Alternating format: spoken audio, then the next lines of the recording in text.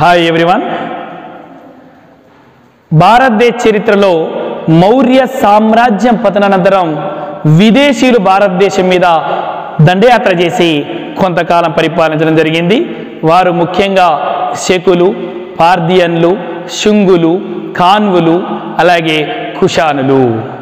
కుషాన్లు పరిపాలిస్తున్న కాలంలోనే భారతదేశంలో గౌడ దేశానికి చెందినటువంటి గుప్తులు భారతదేశంలో క్రమక్రమంగా తమ రాజ్యాన్ని వైవాహిక సంబంధాల ద్వారా పెంపొందింపజేసుకొని క్రమంగా పాటలీపుత్రాన్ని కేంద్రంగా చేసుకొని భారతదేశ చరిత్రలో మౌర్య సామ్రాజ్యం ఏ విధంగా అయితే భారతదేశాన్ని ఏకీకరణ చేసిందో తర్వాత అంతటి గొప్ప పరిపాలన అందించినటువంటి గొప్ప రాజవంశమే గుప్తులు. ఈ గుప్తులు స్థాపించినటువంటి యుగాన్ని గుప్త యుగము అని పిలుస్తాం. వీళ్ళు స్థాపించినటువంటి గొప్ప సామ్రాజ్యాన్ని గుప్త సామ్రాజ్యము అంటాం. మరి గుప్తులు ఎక్కడి వారు? గుప్తులు గౌడ దేశానికి చెందినవారు. గౌడ దేశం అని దేన్ని పిలుస్తాము అంటే ప్రస్తుత బెంగాల్ని గౌడ దేశము అని పిలుస్తాం. మరి ఇలాంటి గుప్తులు పరిపాలనని భారతదేశ చరిత్రలో, ప్రాచీన భారతదేశ చరిత్రలో ముఖ్యంగా గుప్తుల పరిపాలన విధానాన్ని స్వర్ణయుగంగా పిలుస్తారు. కారణం ఏమిటంటే గుప్తుల పరిపాలన విధానము, సామాజిక పరిస్థితులు, రాజకీయ పరిస్థితులు, శాస్త్ర సాంకేతిక పరిశోధనలు, వాస్తు శిల్పకళా రంగము, అలాగే ఆ కాలం నాటి సాహిత్య అభివృద్ధి, వీటన్నిటిని చూసినట్లయితే భారతదేశ చరిత్రలో ఆ కాలం నాటి ప్రజా జీవన విధానం చాలా సుఖవంతంగా, సౌఖ్యంగా, విలాసవంతంగా, సౌకర్యవంతంగా జీవించారు కాబట్టి ఆ కాలాన్ని స్వర్ణయుగంగా పిలవడం జరిగింది.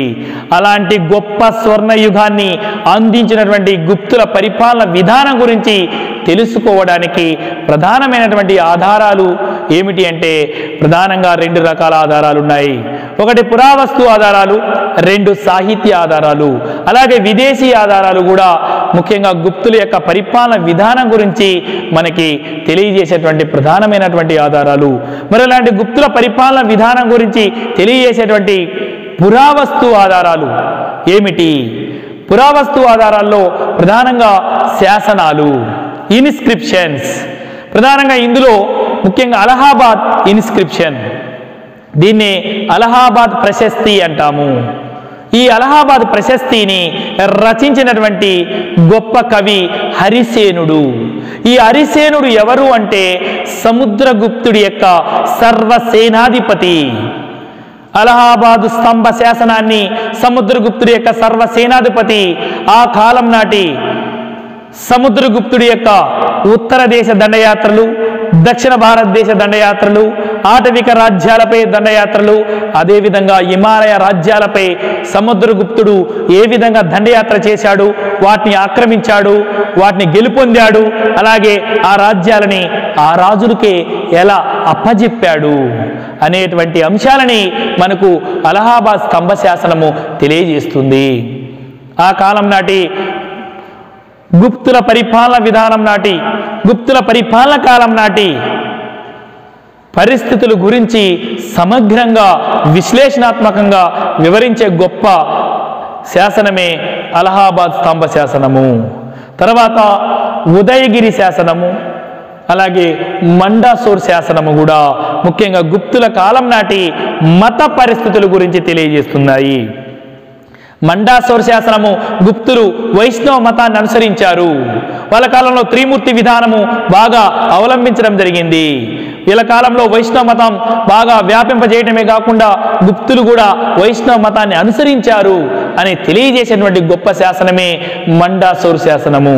అలాగే మరొక శాసనము కూడా గుప్తుల పరిపాలన కాలం నాటి సామాజిక, రాజకీయ, ఆర్థిక, మత, శాస్త్ర సాంకేతిక, వాస్తు శిల్పకళ, సాహిత్య అభివృద్ధి, ఖగోళ శాస్త్ర అభివృద్ధి గురించి తెలియజేసే మరొక గొప్పగా శాసనమే Mehrauli inscription, iron pillar inscription అంటాం. ఇది మెహరౌల ఇనుప స్తంభ శాసనము అని పిలుస్తాం. మెహరౌలి అనే ప్రదేశంలో రెండవ చంద్రగుప్త విక్రమాదిత్యుడు వేయించినటువంటి శాసనమే మెహరౌలి ఇనుప స్తంభ శాసనము. ఈ మెహరౌలి అనేది ప్రజెంట్గా ఢిల్లీలో ఉన్నది, పాత ఢిల్లీలో కుతుబ్ మినార్కి సమీపంలో ఉంటుంది. అంటే క్రీస్తు శకం 400 సంవత్సరంలో రెండవ చంద్రగుప్తుడు వేయించినటువంటి ఈ మెహరౌలి ఇనుప స్తంభ శాసనము గుప్తుల పరిపాలన కాలం నాటి అద్భుతమైనటువంటి ఆధారంగా చెప్పవచ్చు. రెండవ చంద్రగుప్త విక్రమాదిత్యుడి ఆస్థానంలో ఉన్నటువంటి కవులు వారి యొక్క రచనలు వాటన్నిటి గురించి గొప్ప ఇనుప స్తంభం మీద వేయించినటువంటి శాసనమే మెహరౌలి ఇనుప స్తంభ శాసనము. ఇది ప్రజెంట్గా పాత ఢిల్లీలో ఉంది. ఇప్పటి వరకు కూడా చెక్కు చెదరినటువంటి గొప్ప సాంకేతిక పరిజ్ఞానంతోని, గొప్ప ఇనుముతోని, అంత గొప్ప సాంకేతిక పరిజ్ఞానంతో వేయించినటువంటి శాసనమే మెహరౌలి ఇనుప స్తంభ శాసనము. అలాగే ఎరాన్ తామ్రపత్ర శాసనము, ఈ శాసనము కూడా గుప్తుల పరిపాలన విధానం గురించి తెలియజేసేటువంటి ఒక అద్భుతమైన పురావస్తు ఆధారంగా చెప్పవచ్చు. ఏం తెలియజేస్తుంది ఎరాన్ తామ్రపత్ర శాసనము అంటే, ఈ శాసనం గురించి మనకి అనేక కాంపిటేటివ్ ఎగ్జామినేషన్లలో అనేక సందర్భాల్లో ఈ ప్రశ్న రావడం జరిగింది. భారతదేశ చరిత్రలో సతీ సహగమనం గురించి ఆధారాల్ని తెలియజేసే శాసనం ఏది అంటే ఎరాన్ తామ్రపత్ర శాసనము. ఈ శాసనాన్ని భానుగుప్తుడు వేయించాడు. ఈ భానుగుప్తుడు వేయించినటువంటి ఈ తామ్రపత్ర శాసనము ఎరాన్ అనే ప్రాంతంలో ఉండడం వల్ల ఎరాన్ తామ్రపత్ర శాసనము అంటాం. ఈ శాసనము భారతదేశ చరిత్రలో సతీ సహనం గురించి పూర్తి స్థాయిలో లిఖితపూర్వకంగా ఆధారాలు లభించేటువంటి శాసనంగా మనకి రావడం జరిగింది. అయితే అంతకుముందు మనకి సతీ సహనం గురించి వేదాల్లో ఉన్నప్పటికీ వేదాలు లిఖితపూర్వకంగా రచించబడలేదు కాబట్టి లిఖితపూర్వకంగా ఉన్నటువంటి ఒక శాసన రూపంలో ఉన్నటువంటి ఆధారం మాత్రం మనకి ఎరాన్ తామ్రపత్ర శాసనమే. ఈ విధంగా మనకి పురావస్తు ఆధారాల ద్వారా అద్భుతమైనటువంటి గుప్త సామ్రాజ్య పరిపాలన విధానం గురించి మనం తెలుసుకుంటున్నాం. వాటితో పాటు లిఖితపూర్వక ఆధారాలు కూడా గుప్తుల పరిపాలన విధానం గురించి, సామాజిక, రాజకీయ, ఆర్థిక, శాస్త్ర, సాంకేతిక, మత పరిస్థితుల గురించి తెలియజేస్తున్నాయి. వాటిల్లో ప్రధానమైనది విశాఖ దత్తుడు రచించినటువంటి దేవీ చంద్రగుప్తము అనేటువంటి గ్రంథము మనకి గుప్తుల కాలంలో రెండవ చంద్రగుప్తుడు ఏ విధంగా అధికారంలోకి వచ్చాడు, అతను అన్నైనటువంటి రామగుప్తుడు శకులకి ఎలా భయపడి తన భార్య అయినటువంటి ధ్రువాదేవిని ఏ విధంగా శకరాజుకి అప్పజెప్పాలనుకున్నాడో అనే అంశాన్ని తెలియజేస్తూ, ఆ అంశాన్ని ధ్రువాదేవిని శకరాజుకి అప్పజెప్పే అంశంలో రామగుప్తుడి యొక్క సోదరుడైనటువంటి రెండవ చంద్రగుప్తుడు ఆ అంశాన్ని విభేదించి ధ్రువాదేవి వేషంలో, మారు వేషంలో పోయి శకరాజుని సంహరించి తర్వాత వచ్చి తన అన్నైనటువంటి బలహీనుడు, అసమర్థుడు, ఈ రాజ్యానికి పరిపాలన చేయటానికి అనర్హుడు అని చెప్పేసి తన అన్నైనటువంటి రామగుప్తుని వధించి తను ఏ విధంగా అధికారంలోకి వచ్చి తన వదినైనటువంటి ధ్రువాదేవిని ఏ విధంగా వివాహం చేసుకున్నాడో తెలియజేసినటువంటి గొప్ప గ్రంథమే దేవీ చంద్రగుప్తము. ఈ గ్రంథాన్ని రచించినటువంటి గొప్ప రచయిత విశాఖ దత్తుడు. ఈ విధంగా దేవీ చంద్రగుప్తము మనకు గుప్తుల పరిపాలన విధానం గురించి తెలియజేసినటువంటి గొప్ప ఆధారంగా చెప్పవచ్చు. తర్వాత కాళిదాసు, ఇండియన్ షేక్స్పియర్గా పిలువబడినటువంటి కాళిదాసు తన యొక్క కలం నుండి జాలువారినటువంటి అనేక కావ్యాలు, అనేక గొప్ప రచనలు గుప్తుల పరిపాలన విధానం గురించి తెలియజేసేటువంటి గొప్ప రచనలు. కాళిదాసు రచించినటువంటి రఘువంశము, కుమార సంభవము, అభిజ్ఞాన శాకుంతలము, మాళవికాగ్ని మిత్రవము, ఇవన్నీ కూడా మనకి గుప్తుల పరిపాలన విధానం గురించి తెలియజేస్తున్నాయి. అయితే కాళిదాసు గుప్తుల ఆస్థానంలోనే ఉన్నాడా అనే అంశంలో చాలామంది చరిత్రకారుల మధ్య అభిప్రాయ విభేదాలు ఉన్నప్పటికీ ఎక్కువ మంది చరిత్రకారులు ఏమిటి అంటే రెండవ చంద్రగుప్తుడి ఆస్థానంలోనే కాళిదాసు ఉండవచ్చు అని చెప్పేసి అభిప్రాయాన్ని వ్యక్తం చేశారు. కానీ ఖచ్చితమైనటువంటి ఆధారాలు మాత్రం లభించడం లేదు. ఆయన యొక్క రచనలు కూడా గుప్తుల పరిపాలన విధానం గురించి, ఆనాటి రాజుల పరిపాలన విధానం గురించి మనకి తెలియజేస్తున్నటువంటి ప్రధానమైనటువంటి ఆధారంగా చెప్పవచ్చు. అలాగే వజ్జిక అనేటువంటి కవి రచించినటువంటి కౌముదీ మహోత్సవము అనే గ్రంథము మొదటి చంద్రగుప్తుడు ఏ విధంగా పాటలీపుత్రాన్ని కేంద్రంగా చేసుకొని గుప్త సామ్రాజ్యాన్ని విస్తరించాడు.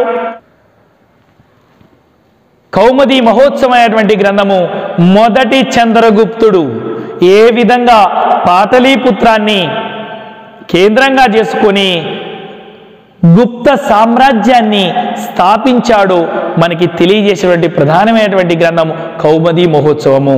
అలాగే మొదటి చంద్రగుప్తుడు లిచ్చవి రాకుమారి అనేటువంటి కుమారదేవిని వివాహం చేసుకొని కట్నంగా వచ్చినటువంటి పాటలీపుత్రాన్ని కేంద్రంగా చేసుకొని సాకేత, అయోధ్య, ప్రయాగ ఈ ప్రాంతాలన్నింటినీ కూడా జయించి బీహార్, బెంగాల్ ఈ ప్రాంతాలన్నింటినీ కూడా ఏకం చేసి అలాగే ముఖ్యంగా ఆరావళి పర్వతాల వరకు కూడా తన రాజ్యాన్ని విస్తరింపజేస్తూ పైన ఉన్నటువంటి కాశ్మీర్ వరకు కూడా ముఖ్యంగా గంగా, యమునా నది పరివాహక లోయ ప్రాంతంలో ఉన్నటువంటి ఆటవిక రాజ్యాలను కూడా జయించి తన యొక్క రాజ్యాన్ని ఏ విధంగా సుస్థిరం చేసుకున్నాడో తెలియజేసినటువంటి గ్రంథమే కౌముది మహోత్సవము. ఇక ఆనాటి స్మృతులు, ధర్మశాస్త్రాలు, న్యాయశాస్త్రాలు కూడా గుప్తుల పరిపాలన విధానం గురించి తెలియజేస్తున్నాయి. ముఖ్యంగా కాత్యాయన స్మృతి, అలాగే ఆనాడు గొప్ప ఖగోళ శాస్త్రవేత్త అయినటువంటి వరహామిహీరుడు రచించినటువంటి విజ్ఞాన సర్వస్వంగా భావింపబడేటువంటి బృహత్ సంహిత అనేటువంటి గ్రంథం కూడా గుప్తుల పరిపాలన విధానం గురించి తెలియజేసే ప్రధానమైన ఆధారము. అలాగే 18 పురాణాల్లో ఎక్కువ పురాణాలు గుప్తుల కాలంలోనే రచించబడినవి. అలాంటి పురాణాల్లో ప్రధానంగా వాయు పురాణము, అలాగే విష్ణు పురాణము, మత్స్య పురాణము ఈ పురాణాలు గుప్తుల పరిపాలన విధానం గురించి, ఆ రాజుల యొక్క వంశ వృక్షం గురించి, వరుస క్రమం గురించి, ఆనాటి సామాజిక, రాజకీయ, ఆర్థిక, శాస్త్ర, సాంకేతిక, మత పరిస్థితుల గురించి తెలియజేసే ప్రధానమైనటువంటి పురాణాలు విష్ణు, వాయు, మత్స్య పురాణాలు. అంతేకాకుండా బుద్ధుడు జన్మించినటువంటి భారతదేశాన్ని సందర్శించాలి అని, బుద్ధుడు నడయాడినటువంటి భారతదేశాన్ని తమ యొక్క నడకతోని తమ యొక్క సందర్శించి తమ యొక్క జన్మని మోక్షాన్ని పొందాలి అనేటువంటి భావంతో చైనా వాళ్ళు చాలామంది భారతదేశానికి, బౌద్ధ సన్యాసులు భారతదేశానికి సందర్శించేవారు. అలా భారతదేశాన్ని సందర్శించినటువంటి చైనా బౌద్ధ యాత్రికుల్లో ప్రధానమైనటువంటి వ్యక్తి పాహియాన్. ఈ పాహియాన్ 2వ చంద్రగుప్తుడు ఆస్థానంలో భారతదేశాన్ని సందర్శించాడు. ఆయన సందర్శించి గుప్తుల కాలం నాటి సామాజిక, రాజకీయ, ఆర్థిక, మత, శాస్త్ర, సాంకేతిక పరిస్థితుల గురించి, ఖగోళ శాస్త్రం గురించి వర్ణిస్తూ తన యొక్క గ్రంథంలో పోకుకి అనేటువంటి గ్రంథంలో రచించడం జరిగింది. ఆ గ్రంథం కూడా గుప్తుల పరిపాలన విధానం గురించి తెలియజేసేటువంటి ప్రధానమైనటువంటి విదేశీ రచనగా మనం చెప్పవచ్చు. ఈ విధంగా గుప్తుల పరిపాలన గురించి తెలియజేసేటువంటి ప్రధానమైనటువంటి ఆధారాలు.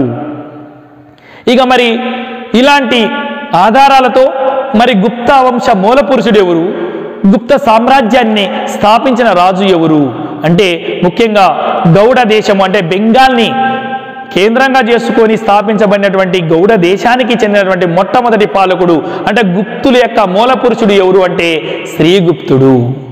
అతని తర్వాత ఘటోత్కచ గుప్తుడు అధికారంలోకి వచ్చాడు. ఆయన కొంతకాలమే.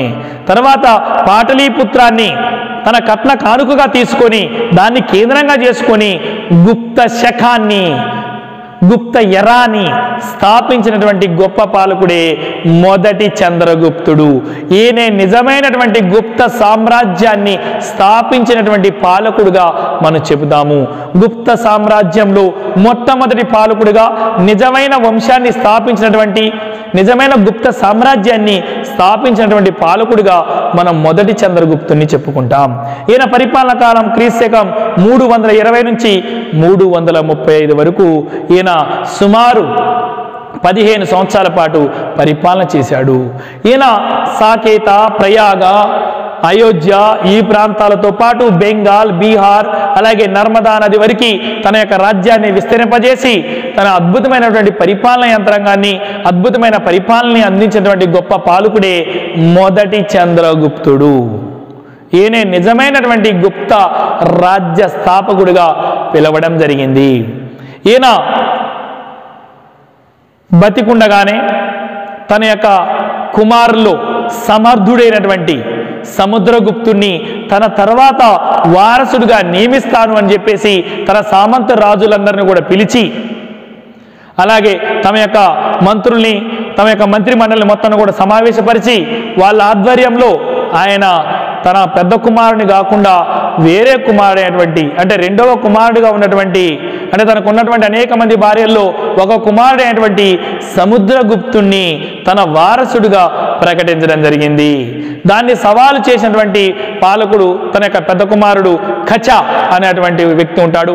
అతన్ని సముద్రగుప్తుడు యుద్ధంలో ఓడించి తర్వాత పాలకుడిగా సముద్రగుప్తుడు క్రీశక 335 నుంచి 380 వరకు పరిపాలన చేయడం జరిగింది. ఈ విధంగా మొదటి చంద్రగుప్తుడు పరిపాలన అనంతరం భారతదేశంలో సముద్రగుప్తుడి యొక్క పరిపాలన ప్రారంభమవుతుంది. ఇతని కాలంలో భారతదేశాన్ని మరొక్కసారి ఏకీకరణ చేసినటువంటి గొప్ప పాలకుడే సముద్రగుప్తుడు. ఈయన ఉత్తర భారతదేశంలో ఉత్తర ఆర్యావర్తనాన్ని ఆక్రమించుకుంటాడు. ఉత్తర భారతదేశంలో నాగదత్తుడు, చంద్రవర్ముడు, బలవర్ముడు, గణపతి నాగుడు, సేనానాగుడు, అచ్యుత నాగుడు ఇలా ఉత్తర భారతదేశంలో ఉన్న రాజ్యాలన్నింటినీ కూడా ఆక్రమించుకొని వాటిని తన రాజ్యంలో విలీనం చేసుకొని తర్వాత దక్షిణ దిగ్విజయ యాత్రలకి ప్రారంభిస్తాడు. పెద్ద సైన్యాన్ని తయారు చేసుకొని హరిసేనుడు అనేటువంటి సర్వసేనాధిపతి ఆధ్వర్యంలో దక్షిణ దిగ్విజయ యాత్రలకి బయలుదేరుతాడు. ఆయన ముఖ్యంగా తన దండయాత్రలో భాగంగా బెంగాల్ మీదుగా, ఒరిస్సా మీదుగా క్రమక్రమంగా వెంగి రాజ్యాన్ని మీదికి తన దండయాత్ర చేస్తాడు.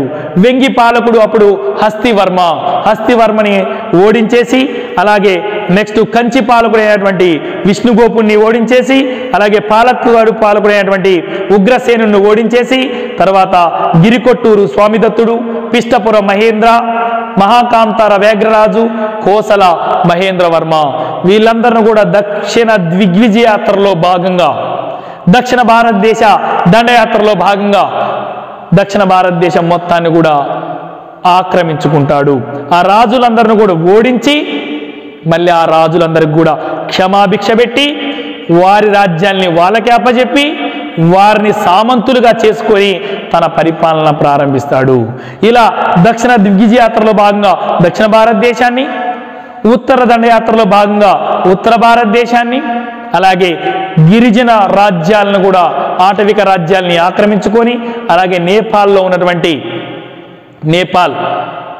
అలాగే హిమాలయాల దిగువ ప్రాంతం నేపాల్ ప్రాంతం, అలాగే మనకి మహాకాంతార, అస్సాం, ఇలా బ్రహ్మపుత్ర నది పరివాహక ప్రాంతం వరకు ఇలా అన్ని ప్రాంతాలను కూడా ఆక్రమించుకొని ఇండియన్ నెపోలియన్గా పేరుగాంచినటువంటి గొప్ప గుప్త పాలకుడే సముద్రగుప్తుడు. అందుకే ఇతను ఐరోపా ఖండంలో తన రాజ్యాన్ని, ఫ్రాన్స్ సామ్రాజ్యాన్ని వ్యాపింపజేయడం కోసం ఐరోపా ఖండంలోని అన్ని రాజ్యాన్ని ఏ విధంగా అయితే నెపోలియన్ ఓడించాడో అదేవిధంగా భారతదేశంలో కూడా అంతకంటే ముందే, నెపోలియన్ కంటే ముందే భారతదేశంలో మొత్తం రాజ్యాల్ని జయించటము, ఆ రాజ్యాల్ని క్షమాభిక్ష పెట్టడము, వాళ్ళని సామంతులుగా చేసుకోవటము అనే విధానాన్ని అనుసరించినందుకు ఇతన్ని ఇండియన్ నెపోలియన్గా పిలవడం జరిగింది. అంతేకాకుండా అశోకుడు శాంతికి, అహింసకి ఎక్కువగా ప్రాధాన్యత ఇస్తే ఈయన మాత్రం సముద్రగుప్తుడు మాత్రం యుద్ధానికి, ఉద్రిక్తతకి ఎక్కువగా ప్రాధాన్యత ఇవ్వడం జరిగింది. ఈ విధంగా ఉత్తర భారతదేశాన్ని, దక్షిణ భారతదేశాన్ని, మధ్య భారతదేశాన్ని, తూర్పు భారతదేశాన్ని, అలాగే హిమాలయ ప్రాంత రాజ్యాలన్నింటినీ కూడా ఏకం చేసి గొప్ప బిరుదు పొందినటువంటి, గొప్ప స్వర్గ విజేతగా పేరు పొందినటువంటి పాలకుడే సముద్రగుప్తుడు. ఇలాంటి సముద్రగుప్తుడికి ఉన్నటువంటి బిరుదులు ఏంటి అంటే రాజాదిరాజా, ప్రపంచ విజేత, స్వర్గ విజేత, ఓటమి ఎరుగని యోధుడు, అలాగే ఇండియన్ నెపోలియన్ అనే బిరుదులతోని ఒక అద్భుతమైన పరిపాలన విధానాన్ని అందించినటువంటి గొప్ప పాలకుడే సముద్రగుప్తుడు.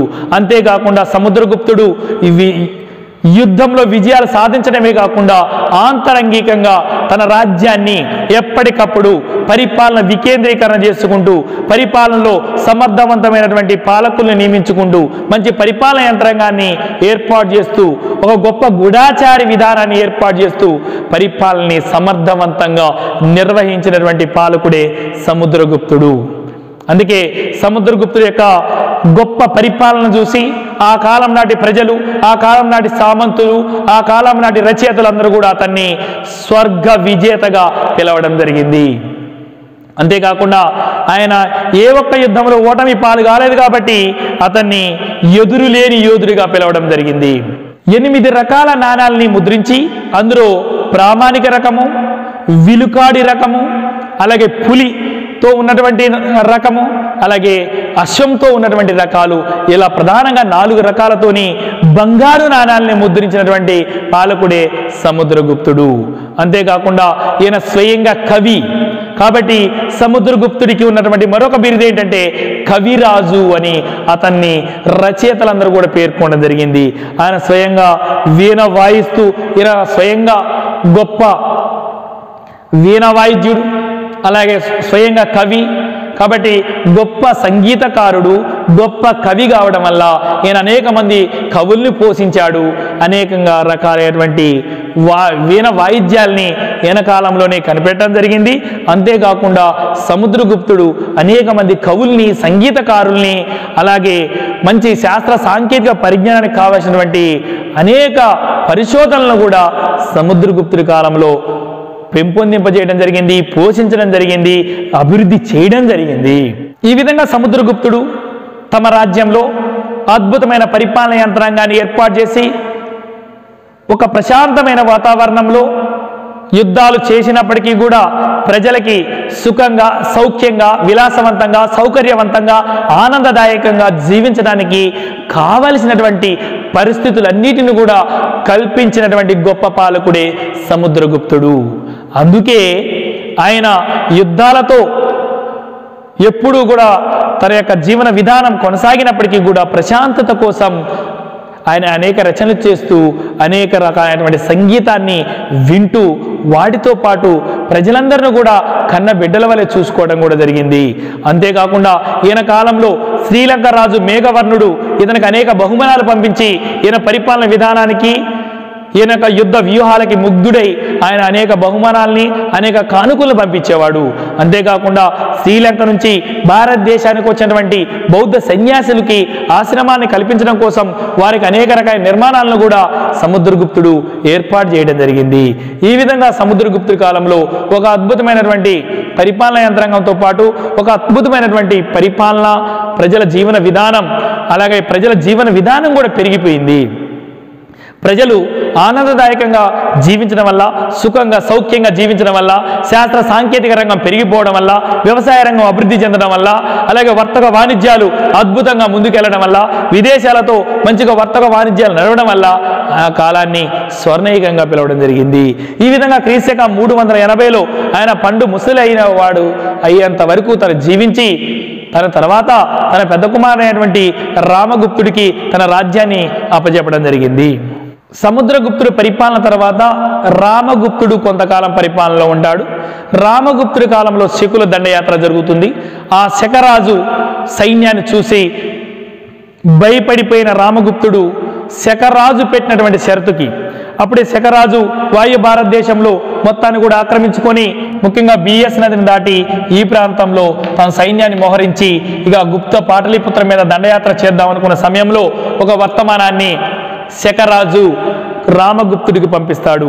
అప్పుడే శకరాజుకి తెలుస్తుంది తన భార్య అయినటువంటి అంటే రామగుప్తుడి యొక్క భార్య ధ్రువాదేవి గొప్ప అందగత్య అని చెప్పేసి తెలుసుకొని ఆమెను గనక నాకు అప్పచెపితే మీ రాజ్యం మీద నేను దండయాత్ర చేయకుండా వెనక్కి వెళ్ళిపోతానని చెప్పేసి శకరాజు పేర్కొనడం జరిగింది.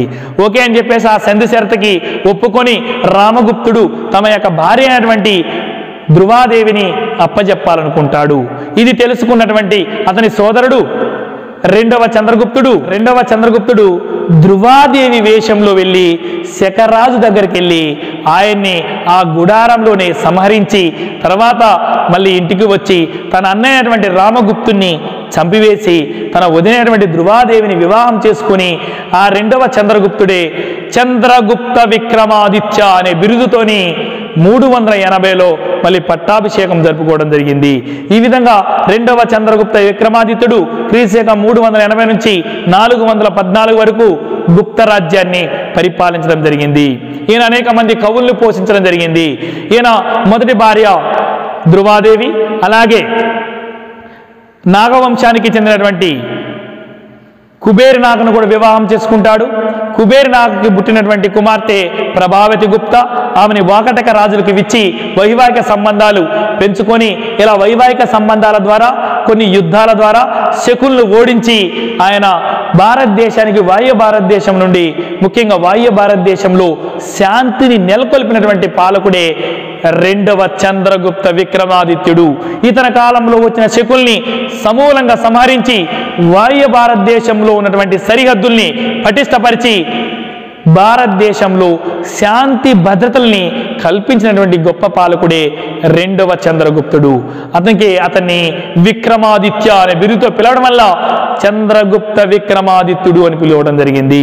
వైవాహిక సంబంధాలతో పాటు యుద్ధ విజయాలతో పాటు ఆయన అనేక మంది కవులను కూడా పోషించడం జరిగింది. ఆయన కాలంలో సుమారు 9 మంది కవులు ఉండేవారు అని చెప్పేసి చరిత్రకారులు పేర్కొనడం జరిగింది. అందులో ఒక కవి పేరే ప్రధానంగా కాళిదాసు అని చెప్పడం జరిగింది. ఈ విధంగా ఆయన ఆస్థానంలో అనేక మంది కవులు పోషించి సాహిత్యానికి వెనలేని సేవ చేసినటువంటి పాలకుడే రెండవ చంద్రగుప్తుడు. అంతేకాకుండా ఇతని కాలంలో చైనా యాత్రికుడైనటువంటి పాహియాన్ భారతదేశానికి రావడం జరిగింది. ఈయన కాలం నాటి సామాజిక, రాజకీయ, ఆర్థిక, మత, శాస్త్ర, సాంకేతిక, ఖగోళ శాస్త్ర అంశాల గురించి వర్ణిస్తూ పాహియాన్ పో కుకి అనే గ్రంథంలో ఈ రెండవ చంద్రగుప్తుడి యొక్క పరిపాలన, ఆ కాలం నాటి బంగారు నాణ్యాలు, ఆ కాలం నాటి ప్రజల జీవన విధానము, ఆ కాలం నాటి ప్రజలు చాలా సౌఖ్యంగా, సంతోషంగా, ఆనందంగా జీవిస్తున్నారు, ఈ కాలాన్ని స్వర్ణయుగం అని పేర్కొనడం జరిగింది. తర్వాత రెండవ చంద్రగుప్త విక్రమాదిత్యుడు పరిపాలన తర్వాత 414లో కుమారగుప్తుడు అధికారంలోకి వస్తాడు. రెండవ చంద్రగుప్త విక్రమాదిత్యుడు తర్వాత అతని యొక్క కుమారుడు కుమారగుప్తుడు అధికారంలోకి రావడం జరిగింది. ఈయన కాలంలోనే ముఖ్యంగా నలంద విశ్వవిద్యాలయాన్ని ఏర్పాటు చేయడం కూడా జరిగింది. నలంద విశ్వవిద్యాలయానికి కావాల్సినటువంటి అనేక రకాలైన భూదానాలు కూడా కుమారగుప్తుడే చేయడం జరిగింది. అంతేకాకుండా ముఖ్యంగా సాంచి, సారనాథ్, బర్హోత్ ఈ ప్రాంతాల్లో అనేక స్తూపాలను కూడా ఆయన మొత్తం కూడా అన్నిటిని కూడా మళ్ళీ మరొకసారి అక్కడ ఉన్నటువంటి శిల్పకళా రంగానికి ఎక్కువ ఇంపార్టెన్స్ ఇచ్చి వాటిని అభివృద్ధి చేసినటువంటి పాలకుడు కుమారగుప్తుడు. ఈయన కుమారగుప్తుడు వేయించినటువంటి నాణాల్లో నెమలితో ఉన్నటువంటి నాణాలు మనకు అనేక ప్రదేశాల్లో కనిపిస్తూ ఉంటాయి. కుమారగుప్తుడి కాలంలో హిందూ కుష్ పర్వతాల వరకు ఉన్నటువంటి తమ సామ్రాజ్యం మీదికి హిందూ కుష్ పర్వతాల నుండి మధ్యాసియా నుంచి హూన్ల దండయాత్ర ప్రారంభమవుతుంది. హూన్ల దండయాత్రని సమర్థవంతంగా కుమారగుప్తుడు ఎదుర్కొన్నప్పటికీ కొంత ప్రాంతాన్ని కోల్పోవడం కూడా జరుగుతుంది. అయినప్పటికీ కుమారగుప్తుడు ఒక అద్భుతమైన పరిపాలన విధానాన్ని మాత్రం అందించడం జరిగింది. అతని తర్వాత వచ్చినటువంటి పాలకుడే స్కందగుప్తుడు. ఈ స్కందగుప్తుడి కాలంలో కూడా అద్భుతమైనటువంటి పరిపాలన విధానం అందించడం జరిగింది. తర్వాత భానుగుప్తుడు, వీళ్ళందరి కాలంలో కూడా ఒక అద్భుతమైన పరిపాలన యంత్రాంగంతో పాటు ప్రజలందరూ కూడా సుఖశాంతులతోని ఆనందదాయకంగా జీవన విధానాన్ని కొనసాగించారు. ఏది ఏమైనప్పటికీ కూడా క్రీశకం 467 అంటే 480 కల్లా అంటే స్కందగుప్తుడి పరిపాలన 467 వరకు కొనసాగింది. తర్వాత 13 సంవత్సరాలకే గుప్తుల కాలంలో చివరి పాలకులందరూ కూడా కొంత బలహీనులు కావడం, అసమర్థత కావడం, విదేశీ దండయాత్రలు పెరిగిపోవడం, ఈ కారణాల వల్ల గుప్త సామ్రాజ్యం 480లో ముగిసిపోయింది, అంతమైపోయింది. ఈ విధంగా భారతదేశ చరిత్రలో 160 సంవత్సరాల పాటు అత్యద్భుతమైన పరిపాలన అందించినటువంటి గుప్తుల పరిపాలన కాలాన్ని మనం స్వర్ణయుగంగా పేర్కొంటాము. ఎందుకు అంటే ప్రజల జీవన విధానం పెరగడం, ప్రజలు సుఖ సంతోషాలతో జీవించడం, శాంతియుతంగా జీవించడం, ఆనందదాయకంగా జీవించడం, వాళ్ళ యొక్క ఆయు ప్రమాణం పెరగడం, ఎక్కడ చూసినా కూడా కరువు కాటకాలు లేనటువంటి జీవన విధానము, వాటితో పాటు శాస్త్ర సాంకేతిక విధానము, అలాగే ఖగోళ శాస్త్రం మీద పరిశోధనలు, ప్రజలకి ఒక విజ్ఞానం, ఒక అద్భుతమైనటువంటి విజ్ఞానాన్ని అందించడం కూడా ఈ గుప్తుల కాలంలో జరిగింది. కాబట్టి గుప్తుల కాలాన్ని స్వర్ణయుగంగా పేర్కొంటాము. ఒక అద్భుతమైనటువంటి కట్టడాలు, శాస్త్ర సాంకేతిక పరిజ్ఞానం, ఖగోళ శాస్త్ర పరిజ్ఞానం, వ్యవసాయ రంగ అభివృద్ధి, వర్తక వాణిజ్యాల అభివృద్ధి, అలాగే ప్రజలందరూ కూడా ముఖ్యంగా సుఖశాంతులుగా జీవించటం, ఇవన్నీ ఉండడం వలనే గుప్తుల పరిపాలన కాలాన్ని మనం స్వర్ణయుగంగా పేరు